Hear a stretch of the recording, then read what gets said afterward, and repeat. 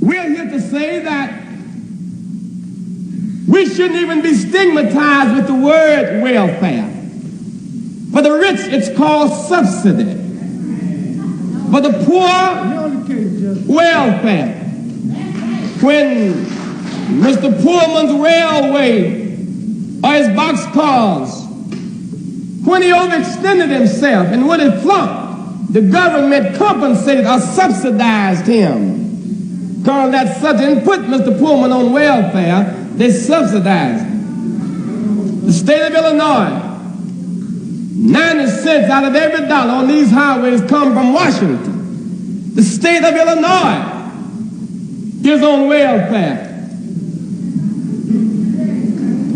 The whole state is on welfare. They're talking about a state income tax.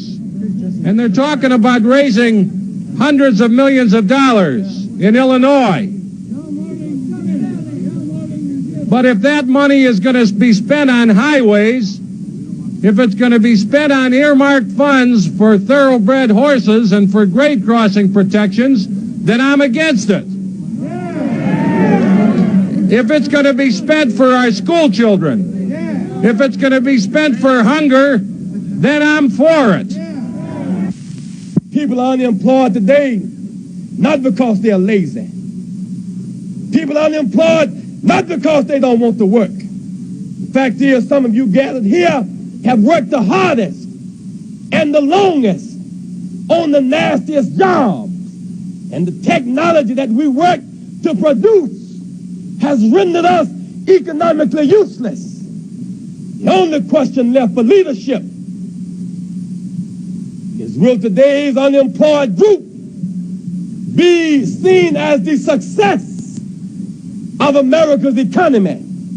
The Penny Sightseeing Company runs daily tours of the 5-square-mile area that is home for 500,000 Negroes and Puerto Ricans. The company is owned by a Negro couple, Claude and Penny Ruffin. We're coming now into what is considered the tenement section of Harlem, meaning that most of the houses that you see as we pass are apartment houses. There are very few private homes on this avenue, 8th Avenue, which is what we're going down now.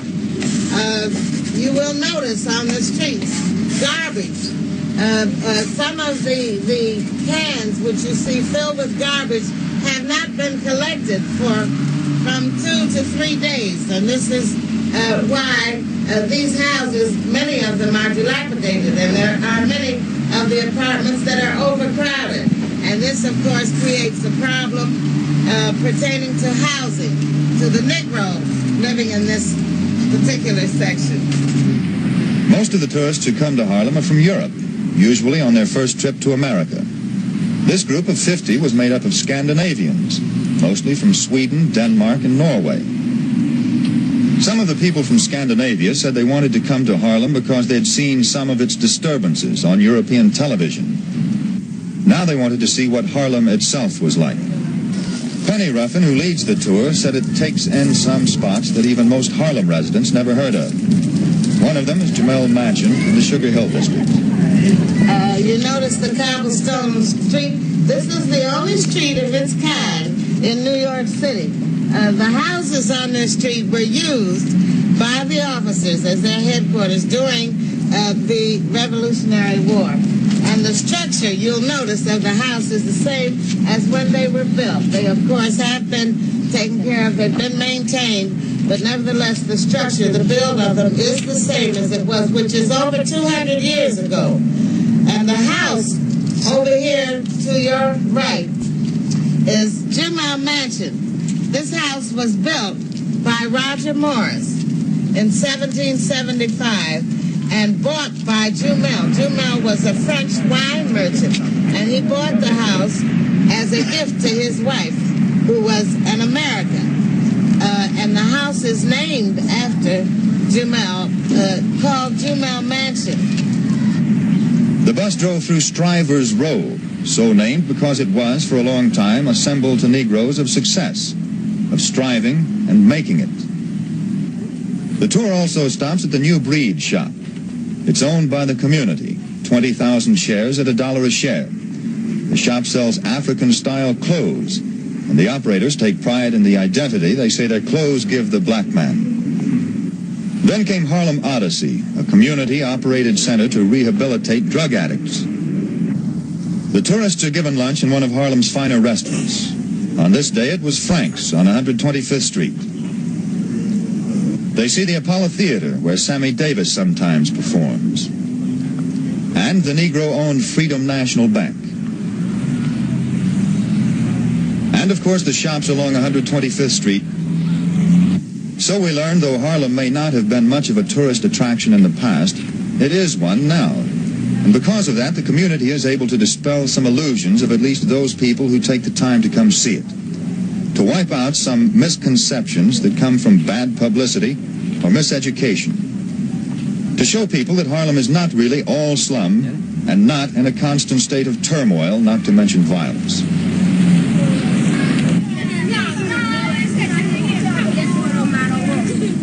And that it's awakened and that it's changing. Jack Paxton, NBC News, Harlem. Gates and Sumner Avenues intersect in the heart of a Brooklyn slum. Mrs. Ruthie Williamson lives at 652 Gates Avenue in a 5-room city-owned apartment on the second floor. The apartment rents for $68 a month. She pays the rent and provides for herself and 6 children on a regular welfare allotment of $200 semi-monthly. She also receives $700 a year in special grants for clothing and household furnishings. Mrs. Williamson came to New York from North Carolina 25 years ago. She's been on welfare 8 years. Her husband left her 9 years ago, and she does not know where he is.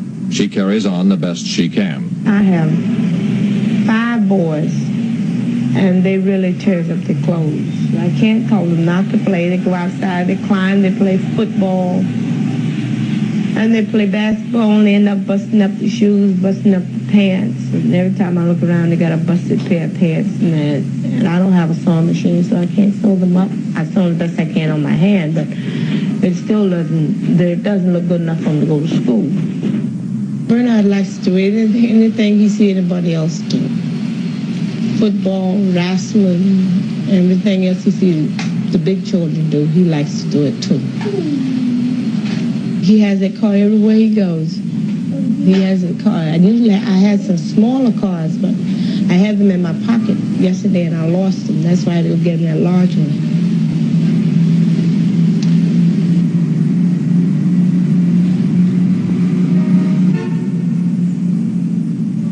Shortly before noon each day, Mrs. Williamson walks 1 block to PS 129 to pick up her 5-year-old daughter, Jennifer, from kindergarten. 3-year-old Bernard is always with her, unmindful of the surroundings he has known all his life.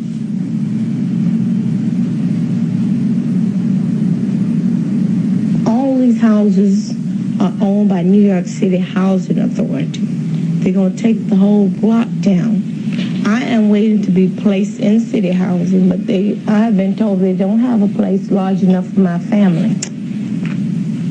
The only ones now that are left in this block are the ones that's on welfare.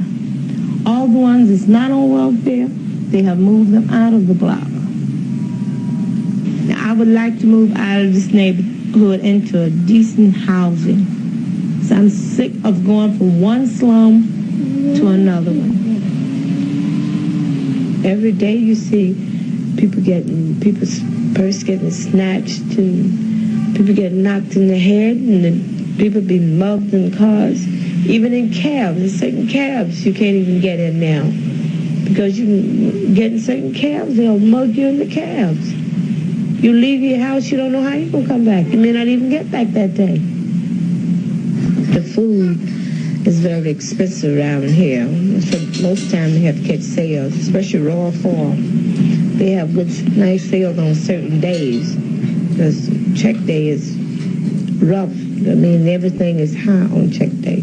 On the 1st and 16th, everything goes up. So I wait till after the 1st and 16th, about the 3rd or the 4th of the month, then I do my shopping.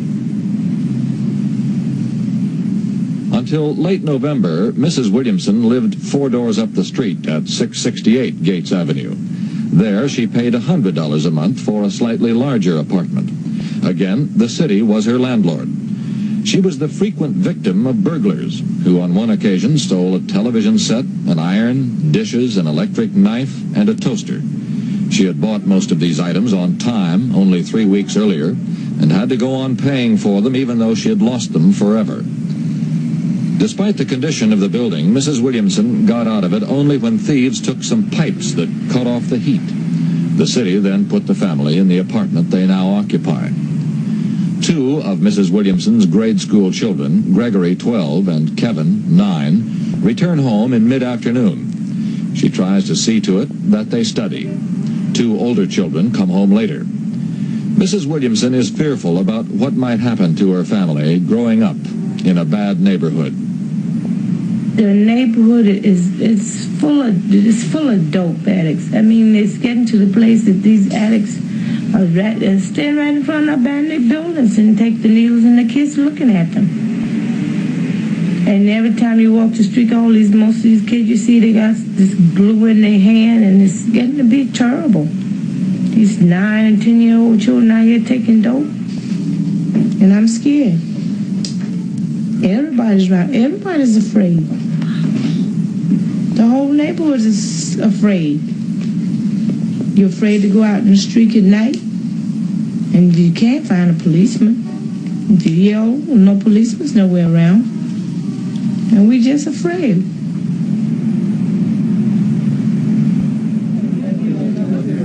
Check day comes twice a month, normally on the 1st and the 16th. The checks are usually mailed out, but not always, and check day invariably finds the welfare centers crowded with clients looking for their money. Most welfare clients do not have bank accounts. They have virtually nothing to save and very little use for personal checks.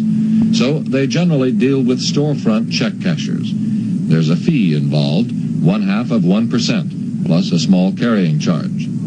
The rates are set by state law. Clients can also purchase money orders and pay some of their bills here. The cost of doing business with a check casher is higher than it would be at a bank, but the check casher absorbs losses of several $1 million a year because of stolen and forged checks. Each of the city's poor communities has a multitude of stores geared to the culture of poverty. On welfare check day, these stores are more crowded than usual.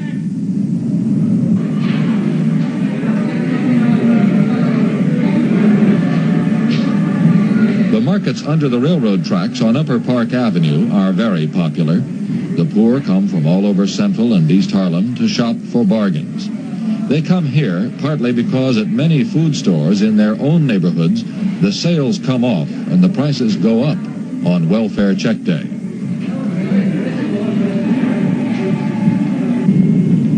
At many furniture and appliance stores in the ghettos, sales are a way of business life. But caveat emptor, purchaser beware. The customer often pays more by buying inferior goods, by paying inflated prices, and by taking long-term credit with little or no credit rating. The transactions are almost always legal, but the laws are weighted heavily against the poor.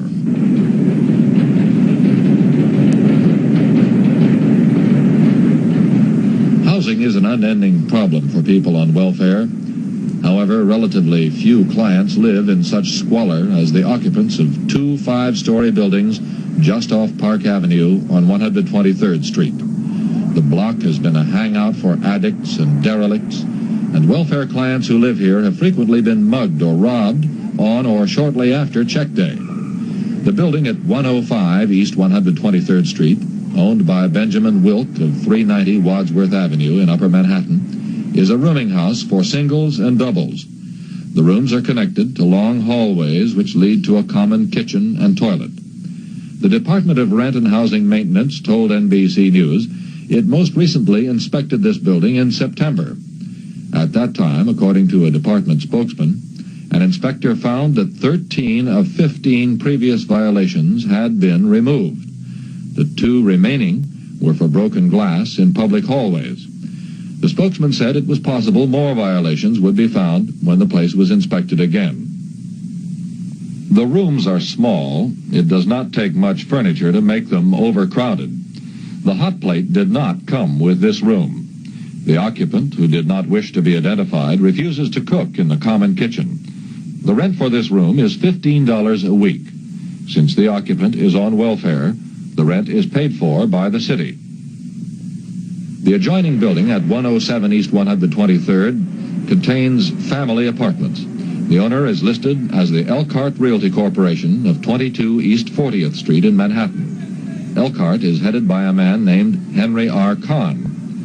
The Rent and Building Maintenance Department said this building was also inspected in September, and at that time was found to have 15 pending violations. Those included rubbish in the courtyard and painting violations. The department spokesman said such violations can be taken to court if not cleared up in 30 days. But court action had not been taken as of last week.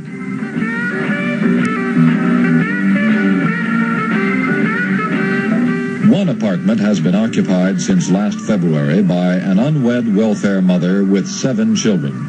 The mother did not want to be photographed, but some of her children were willing. The rent for this apartment is $125 a month, paid for by the city.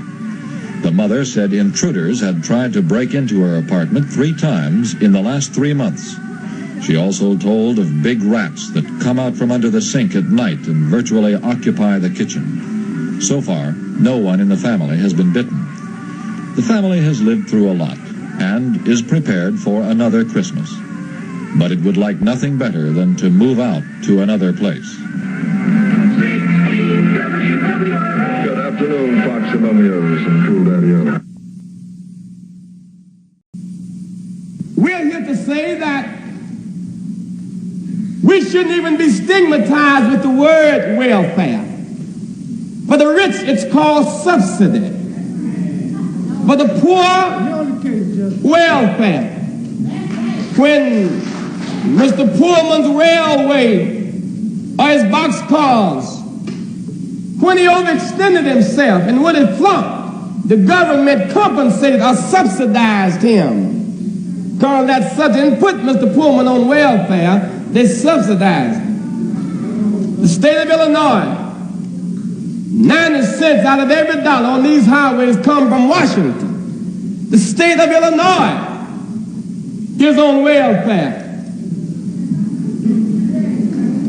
The whole state is on welfare.